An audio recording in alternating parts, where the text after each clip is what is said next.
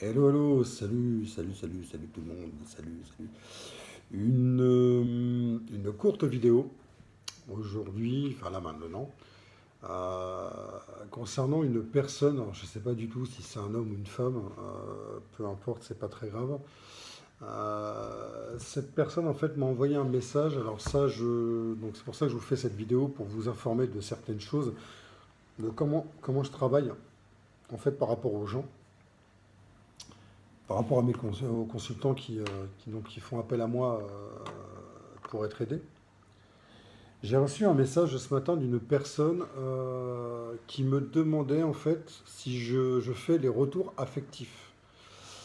C'est c'est très intéressant en fait ce qu'elle dit. C'est très pertinent parce que chez cette personne-là, c'est quelque chose d'inconscient en fait. Vous voyez, moi-même quand je suis pas en consultation avec la personne, j'ai déjà des informations sur cette personne-là, sur ce qu'elle vit, sur pourquoi elle est comme ça, ce qu'elle demande, euh, pourquoi elle le demande, etc. Donc j'ai pas besoin d'être en consultation avec elle au téléphone pour avoir des infos sur elle. J'ai déjà d'entrée un minimum d'infos. Ce qui me permet d'ailleurs de valider la consultation ou dire à la personne non, je ne vous prends pas. Je ne suis pas une personne pour vous pour faire cette consultation-là. Donc là, cette personne, en fait, elle est dans une grande dépendance affective, dans une détresse profonde, dans des peurs, dans des blessures profondes et dans une dépendance affective. Bah, tout est lié, tout est mélangé. Comment je travaille moi? Je ne prends pas en fait ces personnes-là si ce n'est pas pour travailler en fait sur les blessures émotionnelles pour sortir de cette dépendance affective.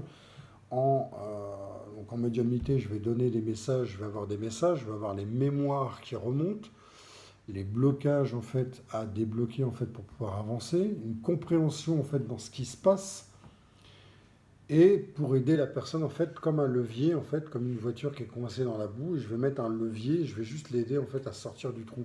Et c'est elle qui va accélérer et qui va passer les vitesses pour donner cet élan à la voiture pour sortir du trou.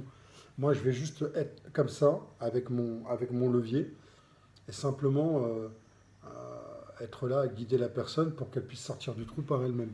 Donc, il n'est pas du tout dans mes cordes de sortir la personne par moi-même, c'est-à-dire en fait de la sauver. Donc comment je travaille moi? Je travaille uniquement sur les blessures émotionnelles, sur les mémoires du passé, donc les blessures qui viennent du passé en transgénérationnel.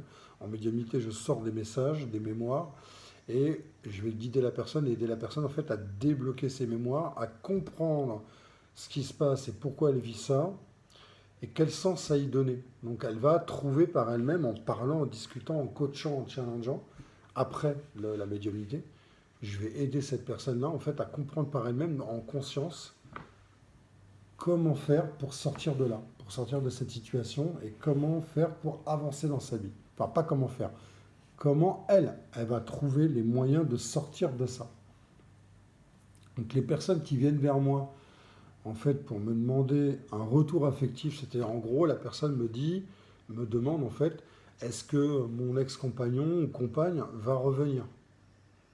Je ne prends pas ces personnes-là s'il n'y a pas derrière en fait une volonté, un engagement de la part de ces personnes, le, le- voilà, l'engagement de sortir des blessures et d'aller profondément voir ce qui s'y passe dans ces blessures-là et pouvoir en sortir.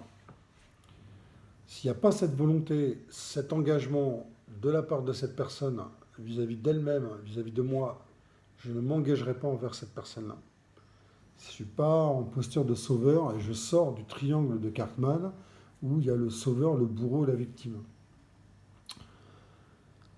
Donc en fait, si vous voulez en fait partir en consultation avec moi, il va vraiment vous falloir avoir plus que l'envie, plus que la volonté, ça va être vraiment l'engagement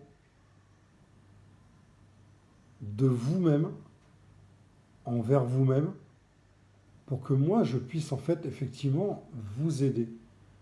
Mais si je ne si j'ai pas cet engagement-là, dans l'énergie, je vais le sentir, moi, de toute façon, ne vous inquiétez pas. Dans votre énergie, dans votre vibration, je vais le sentir. Si vous me dites, oh, si, moi je suis engagé, je veux, je vais sentir tout de suite qu'à l'intérieur, en fait, c'est pas la peine, c'est faux. Donc en fait, je le sens, moi, le véritable engagement. Je le sens vibratoirement, je le sens énergétiquement. Donc vous pouvez me dire ce que vous voulez, je le sens, moi, c'est à l'intérieur que je vais entendre. Donc voilà ce que je voulais vous dire, en fait, c'est très court, mais c'était simplement pour vous avertir, vous informer ma méthode de travail et voilà comment je travaille et quel type de personne avec qui je souhaite travailler. Parce qu'en fait, c'est aussi un choix de ma part et un engagement de ma part. C'est-à-dire qu'à partir du moment où je choisis les personnes, même si ça ne me rapporte pas énormément d'argent, même si tous les mois, en fait, j'ai pas énormément de personnes, contrairement à certaines personnes en fait, sur YouTube qui brassent des gens, ça demande de l'énergie d'être avec une personne engagée en médiumnité. Ça demande beaucoup d'énergie. Donc, quelque part, que ces personnes-là se posent la question de la véritable intention posée derrière, qui est surtout égotique et mentale, c'est pour ramener de l'argent et pas pour aider les gens. Donc moi, j'ai vraiment cette intégrité, rester dans mon intégrité comme ça, d'accepter et de prendre des gens en consultation uniquement si vraiment ces personnes-là sont prêtes à s'engager profondément envers elles-mêmes. Là, je pourrais les aider. Je pourrais intervenir parce qu'on va creuser, on va aller au fond et ça va faire mal. Si ça ne fait pas mal et que ça chatouille, vous n'êtes pas en fait sur la blessure. C'est pas la peine. Un médecin, par exemple urgentiste du SAMU qui arrive sur un accident de la route, s'il appuie pas en fait, si la blessure ne se voit pas trop, par exemple une fracture du fémur, en général une fracture du fémur qui est fermée, vous avez très souvent un hématome. Mais des fois il n'y en a pas. Des fois il n'est pas encore là. Je connais tout ça parce que j'ai exercé ce type de métier. Des fois, on ne voit pas. La personne, en fait, des fois, elle est inconsciente. Donc, en fait, elle ne peut pas donner la douleur. Donc, il va falloir toucher, il va falloir tripoter, il va falloir creuser pour savoir où est cette blessure, s'il y en a une. Et on a des moyens, en fait, comme ça, on a des moyens de voir, en fait, s'il y a une blessure, etc. Si c'est gonflé, si ça bouge, on va faire des trucs. Mais si la personne est consciente, il va falloir appuyer sur la blessure. Et en fait, la personne, elle va nous dire, ouais, j'ai mal là, j'ai mal à la jambe, j'ai mal à la jambe. Mais ça peut être un écho. Ça peut être un écho de la douleur.